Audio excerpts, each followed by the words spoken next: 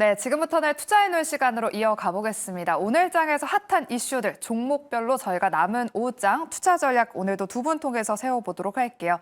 김민수 대표와 이주연 이사 두 분과 함께하도록 하겠습니다. 네, 그럼 먼저 첫 번째로 잠시 후 2시부터 지금 미국 대선 본선거가 열립니다.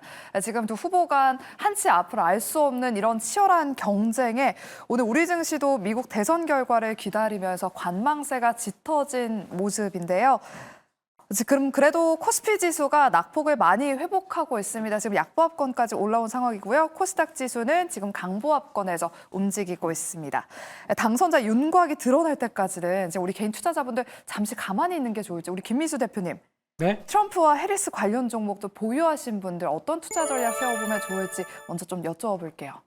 네, 일단 미국 대선 관련된 내용이 미국장도 그렇고요. 한국장도 영향을 주는 것 같습니다. 어제 금투세 폐지 결정 나오고 한 번 더 훅 달려도 되는데 일단 약간 속도 조절하는 느낌으로 봐야 될 것 같고요.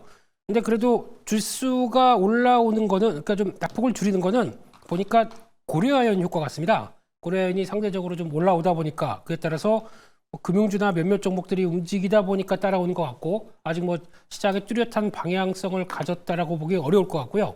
게다가 삼성전자가 자리를 좀 잡아야 되겠죠. 그런 쪽에 변화가 아직 안 나온다라고 봐야 될 것 같은데 또 하나 보다 보니까 중국 증시가 의외로 강세입니다. 지금 상해종합 증시 점심시간이죠. 지금 1.8% 올라온 것 같은데 그만큼 이제 시장에서 오늘부터 이어지는 전인대 상무위원회 쪽에서 나오는 변화에 대해서 기대감이 조금 더 높은 것 같고 이번에 나온 얘기가 지방정부의 부채 한도를 늘리겠다라는 쪽들이 얘기가 나오는 것 같은데 솔직히 개인적인 생각으로는 지방정부의 부채 한도는 내용들을 좀 악화시킬 가능성이 높습니다.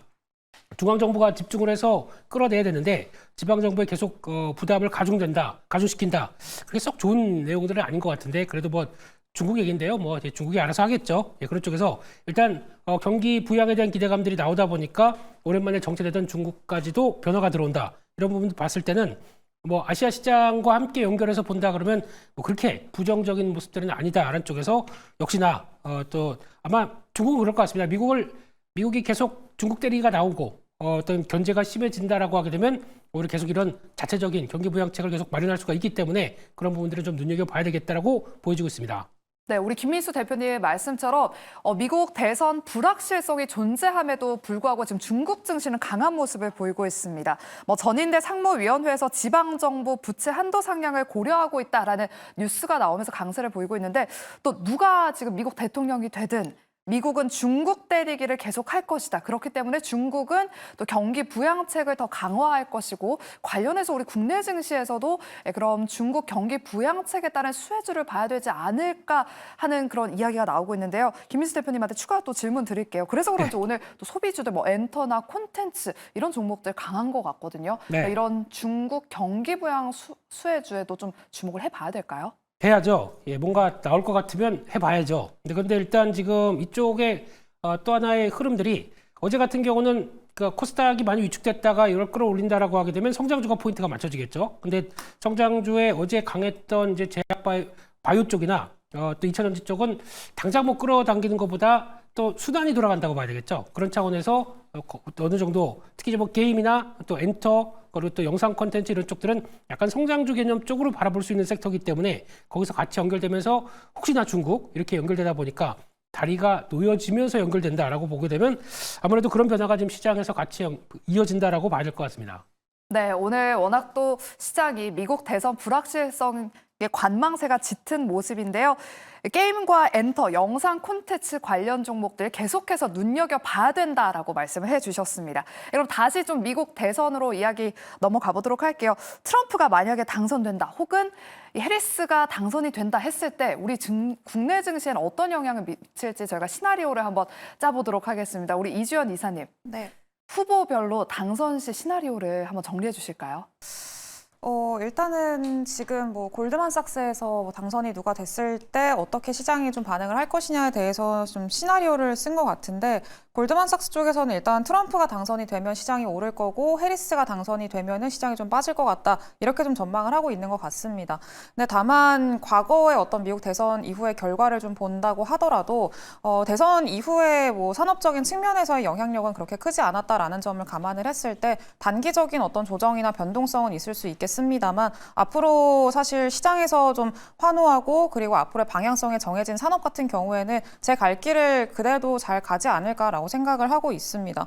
그래서 실제로 뭐 트럼프 때 당시에도 일단은 뭐 전통 에너지를 강조하고 있는 그런 인물이긴 합니다만 가장 강했던 또 섹터는 테크주들이었었고요. 그리고 뭐 바이든 대통령 같은 경우에도 신재생 에너지를 많이 강조를 했었지만 전통 에너지들의 주가가 상당히 강했었습니다. 그래서 이런 것들을 생각을 했을 때 이번 대선 이후에 뭐 누가 당선이 되든 간에 뭐 만약에 트럼프가 당선이 됐다고 해서 뭐 신재생 에너지들이 다 끝나고 뭐 이제 해리스가 당선이 된다고 해서 그 반대쪽에 있는 뭐 업종들이 다 끝나고 이런 것들은 전혀 아니기 때문에 일단 단기적으로는 변동성이 있을 수 있다라는 것들은 염두를 해 두시고 장기적인 방향성 자체는 계속해서 좀 끌고 가보자라고 좀 말씀을 드릴 수 있을 것 같습니다. 그래서 지금은 일단은 만약에 해리스 후보가 당선이 되게 되면은 친환경 관련한 정책들이 단기적으로는 주목을 받을 수는 있겠죠. 그래서 일단은 친환경 2차 전지라던가 신재생 관련한 종목군들은 단기적인 반응은 좀 나올 수 있다라는 것들 좀 생각을 해주시면 좋을 것 같고요.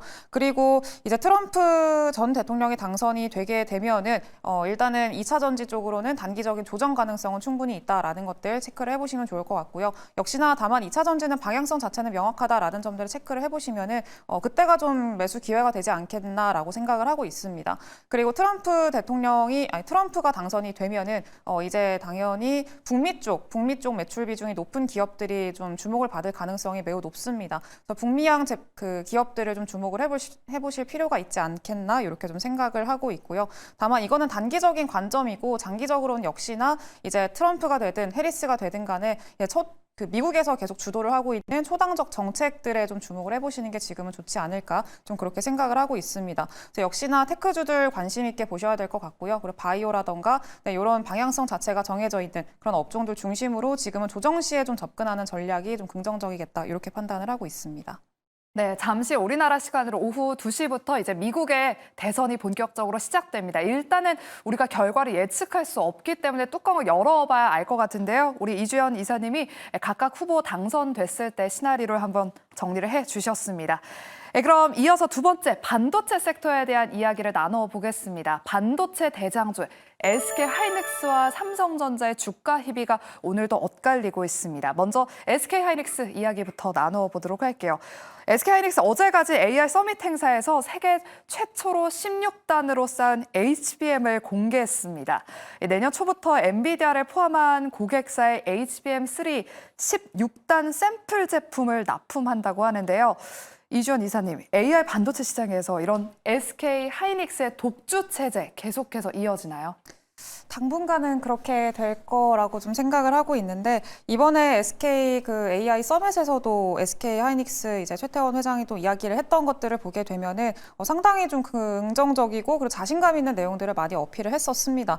그래서 이런 것들로 봤을 때 그리고 앞으로 좀 이런 현재 어떤 SK 하이닉스의 우위인 상황들은 좀 지속이 될 걸로 보고 있고요. 선점한 효과는 역시나 컸다 이렇게 좀 보고 있습니다. 최근에 글로벌적인 어떤 기업들의 특징을 좀 보게 되면은 어쨌든 어떤 한 업종이든 한 섹터든 간에 좀 선점을 하고 있고 그 구간에서 좀 독점적인 지위를 가지고 있는 기업들은 계속해서 좀 그거를 끌고 가는 그리고 그런 수급 쏠림이라던가 이런 것들이 지속되는 현상들이 계속 반복이 되고 있습니다. 그래서 이런 흐름들은 여전히 계속 이어질 거다라는 것들을 봤을 때 SK 하이닉스도 마찬가지로 지금의 흐름을 좀 유지를 하지 않을까라고 생각을 하고 있고요. HBM 시장 내에서 일단은 뭐 16단에 대한 이야기도 했었고 내년 원래 HBM4가 2026년도 상반기에 현재 예상이 됐었는데 내년 하반기로 조금 6개월 정도 앞당겨질 걸로 현재 좀 기대를 하고 있습니다. 일단 시기가 더 앞당겨지게 된다라고 하면은 그거에 대한 어떤 기술력이라던가 시장의 지배력 이런 것들 다시 한번 확인할 수 있는 기회가 될 걸로 보고 있기 때문에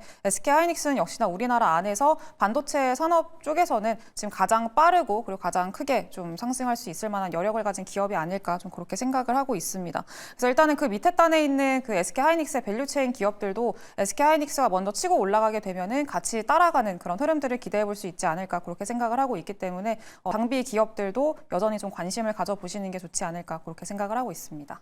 네, SK하이닉스의 독주 체제는 당분간 이어질 것 같다라고 말씀을 해주셨는데요. 김민수 대표님, 네. 오전장에 SK하이닉스가 2% 넘게 올랐는데 현재 지금 강보합권으로 윗꼬리를 많이 달았어요. 이유가 뭔가요?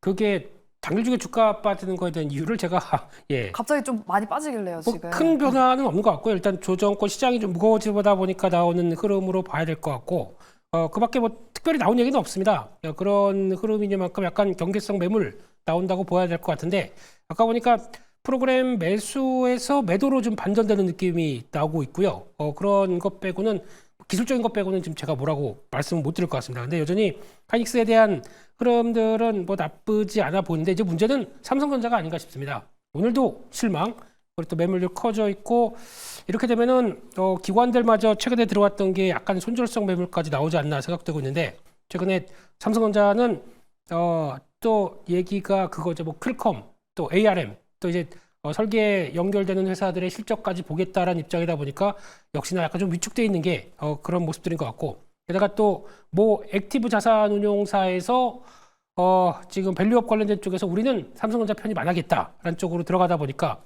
왠지 좀 서글픈 모습이죠. 그런 것들이 좀 반영되면서 약간 아직 끝나지 않은 외국인들 매도세와 함께 여전히 바닥 찾기 아니면 좀 정체된 모습들 이쪽에서 변화는 아직 나오지 않고 있구나 이렇게 해석이 되고 있습니다.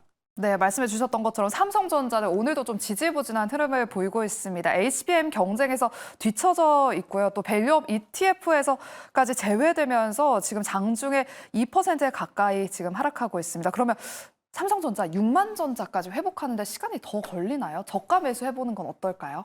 네, 보통 주가가 자리를 차지했느냐 저점에 대한 확실한 시그널이 나왔느냐라고 볼 때 개인적으로는 아직은 안 나왔다고 생각하는 편이기 때문에 그리고 지난번에 뭐 강하게 반전이 나와서 이를 끌고 가는 모습들의 힘을 봤을 때는 그러니까 저점에서 변동성 터지면서 거래와 함께 자리를 잡는 모습들이 아직까지는 안 나왔다고 생각합니다. 그렇기 때문에 일단 지금 여기서 비중을 더 들려서 다시 얼마까지 보자라고 생각하기는 아직은 좀 확인을 좀 더 해야 될 것 같아서 좀 자제하셨으면 하는 바람으로 말씀드리겠습니다. 네, 삼성전자에 대해서는 다소 보수적인 의견을 주셨습니다. 그리고 저희가 어제도 투자해놓은 시간에서 다뤄봤던 이수페타시스가 오늘도 또 급락하고 있습니다. 지금 7% 가까운 하락세를 보이면서 9거래일째 지금 연속해서 하락세를 보이고 있습니다. 김민수 대표님, 네. 유상증자 이슈 하나만으로 떨어지기에 이렇게까지 낙폭이 깊을 건가 싶긴 한데요. 네. 이수페타시스가 이렇게 하락하는 또 다른 이유가 있을지 그리고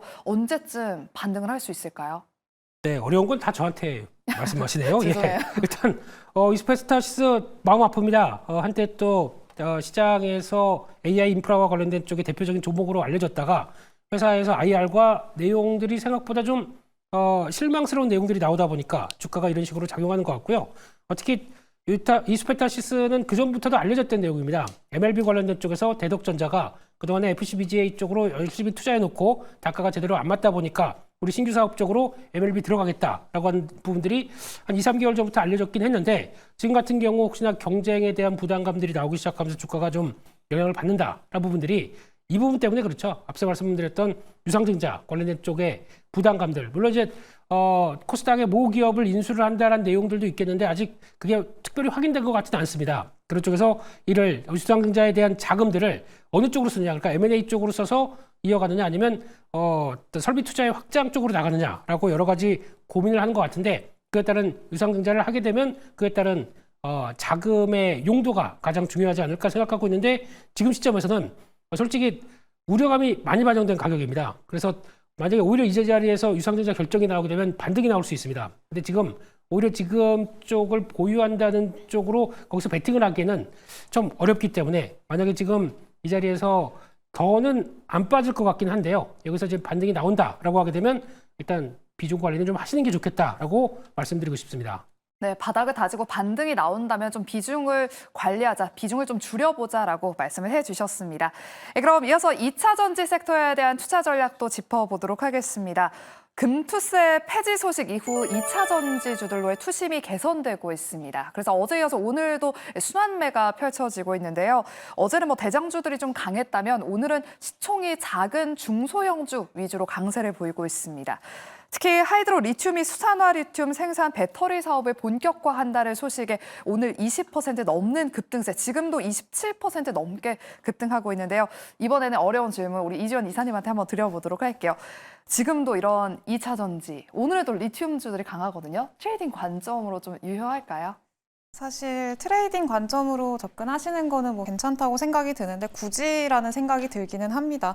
그래서 사실 지금 시장에서 좀 주목받고 있고 그리고 기대를 하고 있는 업종들이나 섹터들의 순환매가 또 빠르게 나타나고 있는 상황이기 때문에 사실 굳이 지금은 리튬 관련 주들에 주목할 필요가 있을까에 대한 좀 의문이 들어서 사실 다른 쪽에 더 집중을 해보시는 게 지금은 좋지 않을까라고 생각이 들고요. 물론 2차 전지에 대한 센티 자체가 전반적으로 개선이 되고 이번 미국 대선에 대한 불확실성이 해소가 되고 그렇게 되면은 2차 전지 내에서도 리튬 관련 종목들도 빠르게 상승이 나올 수 있을 만한 그런 구간들이 있을 수는 있겠습니다만 다만 지금은 그렇게 크게 매력도는 없다라고 판단을 하고 있고요. 그렇기 때문에 또 다시 한번 말씀드리지만 다른 쪽으로 차라리 눈을 돌려보시는 게 좋지 않을까 그렇게 생각을 하고 차라리 셀 쪽, LG 에너지 솔루션이라던가 삼성 SDI 이런 쪽으로 보시는 게 지금은 더 낫겠다 그렇게 판단하고 있습니다. 네, 리튬 관련 종목도 오늘 강한 시세를 내고 있지만 짧게 트레이딩 관점으로는 유효하지만 다른 쪽, 셀 쪽을 바라보자라고 말씀을 해주셨습니다. 그리고 오늘 일부 2차 전지 장비주들 그리고 전고체 배터리 관련 종목들이 강한 흐름을 보이고 있습니다.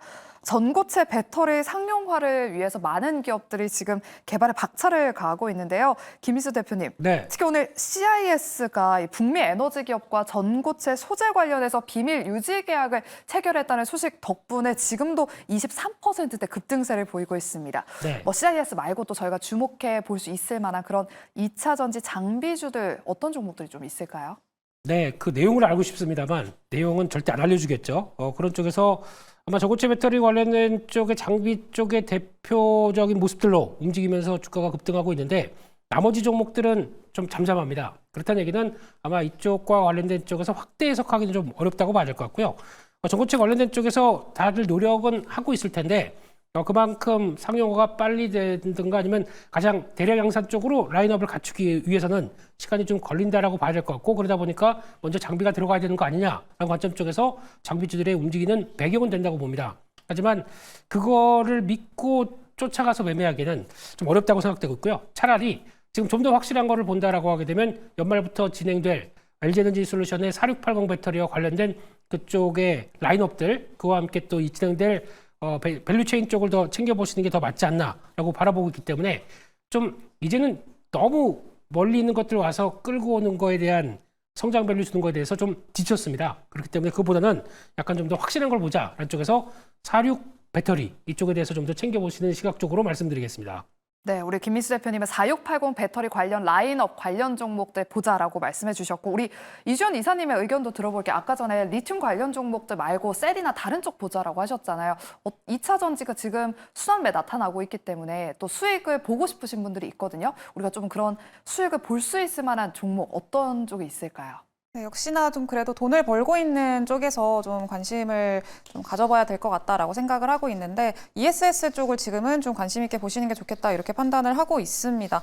최근에 에코프로비엠이 실적을 발표를 했었는데 거기서도 좀 두드러졌던 게 다른 쪽들은 다 이제 계속 감익이 되고 있는 반면에 ESS 분야에서는 한 50% 정도 성장이 일어났었고요. 최근에 테슬라 같은 경우에도 매출 규모를 좀 보게 되면은 이제 ESS 쪽에서 이제 50% 이상 성장하는 그런 모습들까지 보여졌습니다. 그래서 지금 공통적으로 2차 전지 기업들 전체적으로 보게 되면은 ESS 쪽에서는 이제 돈을 벌고 있고 그 외에서는 아직까지는 돈을 벌지 못하고 있다라는 것들을 좀 이번 실적에서 확인을 했기 때문에 역시나 돈을 벌고 있고 실체가 그래도 빠르게 찍히고 있는 그런 쪽으로 좀 관심을 가져봐야 되지 않을까 좀 그렇게 생각을 합니다. 그래서 지금 서진 시스템이라는 종목을 좀 관심 있게 보시면 좋을 것 같고요. ESS 쪽에서는 그래도 이제 50% 이상 매출을 좀 내고 있는 그런 이제 그 경쟁력 있는 회사라고 보시면 보시면 될 것 같습니다. 그래서 이제 플루언스 에너지라던가 이런 글로벌 기업들에도 납품을 현재 하고 있고요. 그렇기 때문에 ESS의 성장과 함께 좀 동반해서 성장할 수 있을 만한 기업이기 때문에 앞으로의 성장 속도도 조금 더 빨라지지 않을까 좀 그렇게 기대를 하고 있습니다. 그래서 매출도 실제로 같이 함께 좀 그 볼륨 자체가 커지고 있는 상황이기 때문에 그런 점에 초점을 맞춰보시면 좋을 것 같고요. 최근에 2차 전지 흐름들 좀 부진했을 때도 추세 잘 지키고 있고 여전히 자리를 잘 지키고 있는 모습들로 봤을 때 매수세는 여전히 잘 붙어주고 있다라는 것들 체크를 해보시면 좋을 것 같습니다. 네, 2차 전지 내에서는 4680 배터리 관련 종목들 그리고 ESS 관련 종목들 눈여겨보시기 바라겠습니다.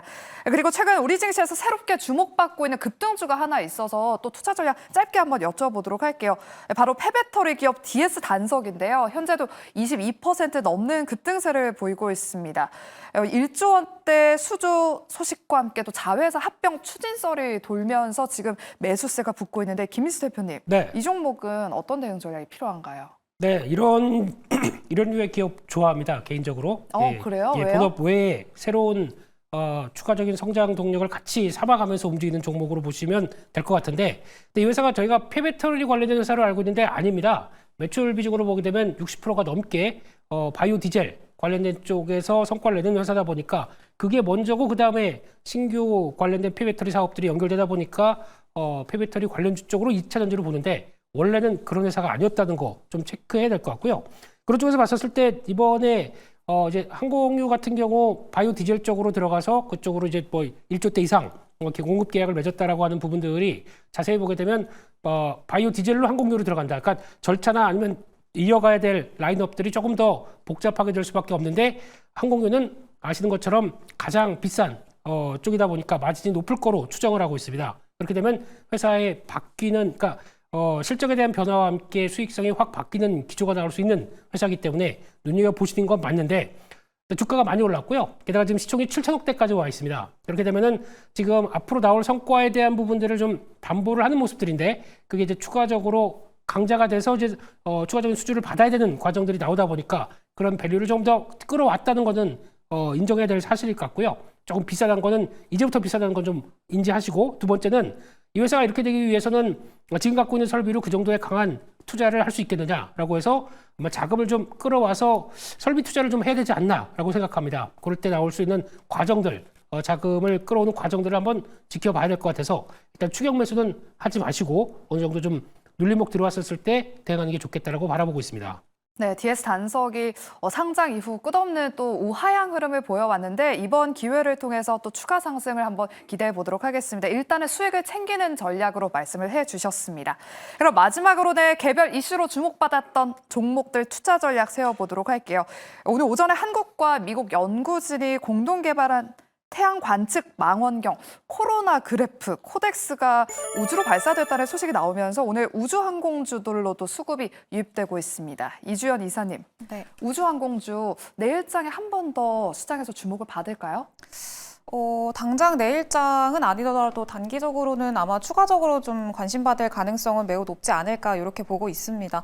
일단은 지금 4분기 그리고 1분기가 보통 내년 상반기죠. 상반기가 보통은 우주항공 관련주들에 대한 어떤 모멘텀이 많은 그런 시기이기 때문에 아마 좀 관련해서는 주목받을 가능성이 좀 높지 않을까 생각을 하고 있고요. 최근에 미국 내에서도 그리고 일론 머스크가 좀 지속적으로 강조를 하고 있는 내용들이 우주항공과 밀접한 관련이 있기도 하고 또 최근에 애플이 이제 그 위성 통신 관련한 기업을 인수를 했었죠. 그러면서 이제 미국 내에서도 좀 굉장히 화제가 됐었는데 그런 것들로 봤을 때 적에도 위성 통신이라던가 그리고 우주 항공이라던가 이런 산업에 대한 관심도가 높아질 수밖에 없는 그런 위치에 있다라고 생각을 하고 있습니다. 네, 그래서 우주 항공 관련 종목들은 지금 이제 막 바닥을 잡고 좀 턴어라운드를 하기 시작한 그런 시점이니만큼 좀 가격적인 메리트도 지금 같이 부각이 되고 있다고 보고 있고요. 그래서 지금은 좀 그래도 흑자 전환이라던가 실적에 대한 모멘텀이 있다던가 이런 종목들 중심으로 좀 보시면 어떨까 그렇게 생각을 하고 있습니다. 대표적으로 세트레가이가 이제 최근에 실적 발표를 했는데 일단 소규모긴 합니다만 좀 흑자 전환에 성공을 했고요.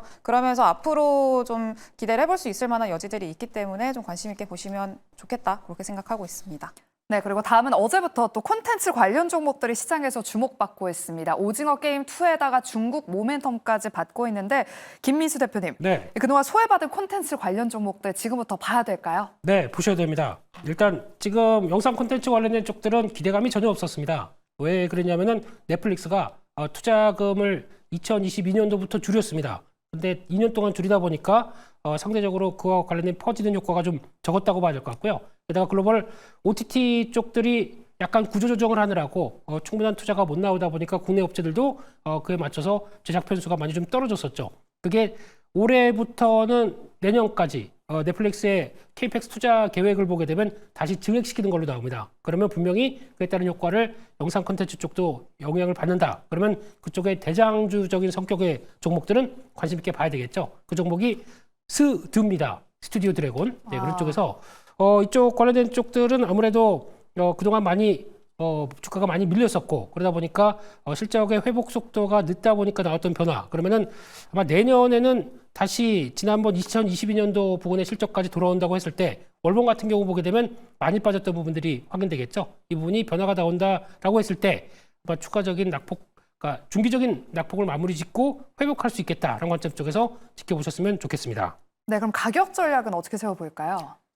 일단 월봉상에서 보게 되면 아마 한 5만 원대 이상으로는 가야 된다고 봐야 될 것 같고 조금 더 쓰게 되면 한 5만 8천 원대까지 목표가 보셨으면 좋겠고요. 손절가는 3만 9천 원대로 말씀드리겠습니다. 네, 콘텐츠주는 지금부터 꼭 봐야 된다라는 의견과 함께 지금 공략 가능한 공략주로 스튜디오 드래곤 말씀해 주셨습니다. 오늘 또 외국인과 기관의 동반 수급이 들어오고 있다는 점 체크해 보시길 바랄게요.